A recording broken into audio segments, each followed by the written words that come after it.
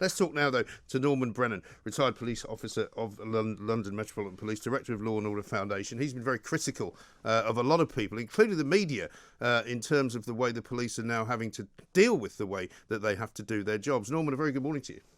Yeah, good morning, Mike. Thanks very much for joining us. I mean, very mixed sort of scenes is what I've been saying over the course of the weekend.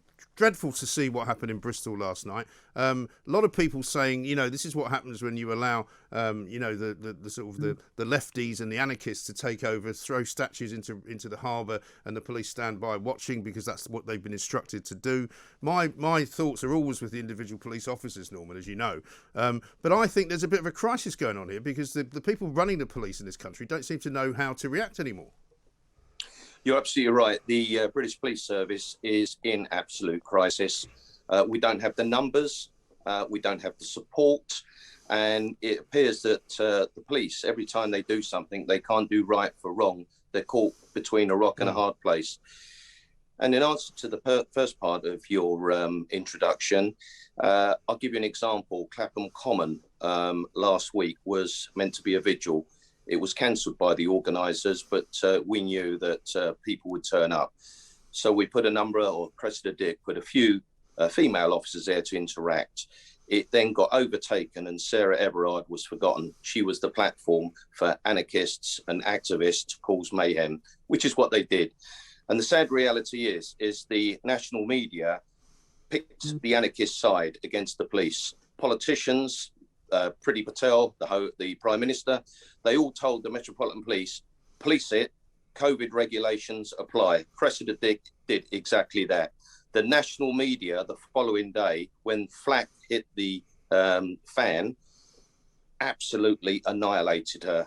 They ran for the hills when they should have backed her. The national media took professional protesters' side, one particular individual called Patsy, professional demonstrator, got worldwide coverage, committed all sorts of offences whilst giving her media interview, and it was all about her. And it was policing that got the blame. And I'm afraid the policing did exactly what they should do. I stood by them 100%, and Cressida Dick 100% with her. She shouldn't resign. The thing is, the national media have absolutely pushed the police to their knees, and their coverage is so biased now that nobody knows truth from lies. Well, Norman, I'll accept some of that criticism, but I will not accept that the media have pushed the police to their knees, because the only reason the police were on their knees is presumably because Cressida Dick told them to get on their knees in front of the Black Lives Matter protest, which was the biggest and most idiotic decision I think any police officer has ever been given.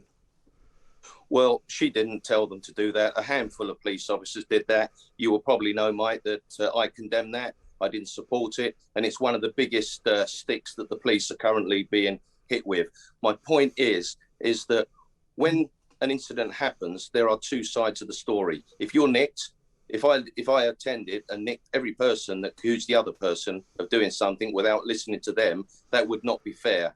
And it's not fair that the police are condemned day in and day out for things that they're doing in the normal carrying out of their duties. Yeah, but my argument is not. Yeah, my argument, Norman, is not with the individual police officers. It's with the people like Cressida Dick, and I did call for her to resign because I don't think she's done a very good job. And similarly, the bloke who's in charge of Avon and Somerset to instruct the police to watch the willful destruction of a statue in Bristol, which has been actually voted on by the people of Bristol to be kept up, to allow a mob to run riot and do whatever the hell they want. I mean, that could have gone horribly wrong. And you might say to me that that's why the police stood back.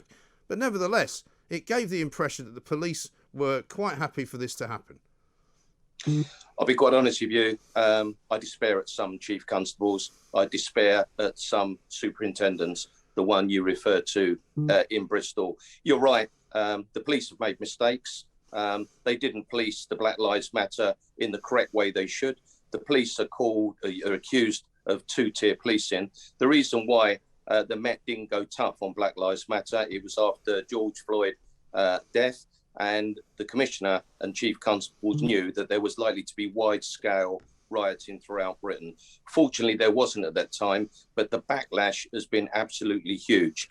Last night at Bristol, police officers, not many numbers, but enough to sort of deal with what they thought they needed to deal with. Suddenly, the crowd swelled to 600 or 700. probably more than that, but this was the troublesome group. And they trashed the police station. 20 police officers were injured, 2 seriously. 12 vehicles were damaged, some of them damaged forever because they were torched, and the police could not cope.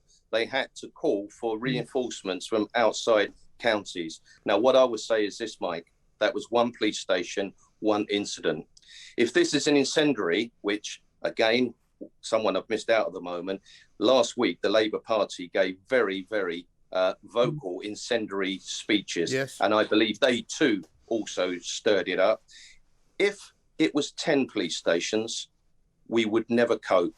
What happens if it was 50 police stations? And I think that is likely. There are groups of people out there in Britain today that are angry, they're activists, they're interested in their rights. Sadly, many of them don't know the responsibilities.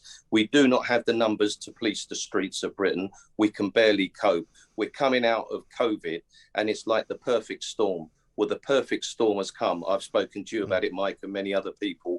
This is the tsunami. And I'm afraid, unless the government and policing can get a grip on what's going on, by the end of this year, and I hope I'm wrong, I believe that there will be all-out anarchy on the streets of Britain. And when I say that the media push the police, what it basically is that I see these officers, I meet them, I drink with them, I know what policing is all about. And when you deal with a demonstration or when you deal with an incident and you've got a camera shoved so far up your face, you can see the hairs of your nostril, that is not how we can police. And when the media then give a complete one-sided biased coverage, every TV channel, there is never any. Yeah, hang on, Norman. Well, let's face it. The police, they need to get smarter as well as perhaps get more enforcement techniques. Because when you're confronted with someone like the woman that you're describing at Clapham Common with the red hair, Patsy, you know, if you know that that's what she's doing, and I saw the videos of her shouting in the face of a police officer, and I could see that she was deliberately provoking them, and she wanted to be thrown to the ground. That doesn't excuse it happening, and it doesn't mean that doing it is a good idea. Well, the thing is, what you do, you're caught between the devil and a hard place. Police are there to police. Surely they've got other ways of removing people than chucking them on the ground and putting their hands behind their back. Well, when somebody's struggling, when somebody doesn't want to be arrested, they're being offensive and abusive, and there are hundreds around there. At the end of the day, when you make an arrest, you have to carry out that arrest.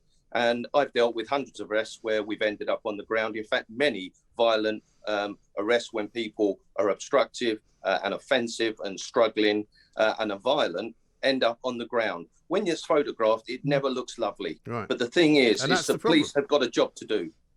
No, I accept all that, Norman, and I take your point, but all I'm saying is they need to get cleverer. If they're going to blame the media for the way that they are portrayed, they're going to have to portray themselves, maybe, slightly differently. Norman, I appreciate your time. Thank you, as ever. Norman Brennan, retired London police officer, director of Law and Order Foundation.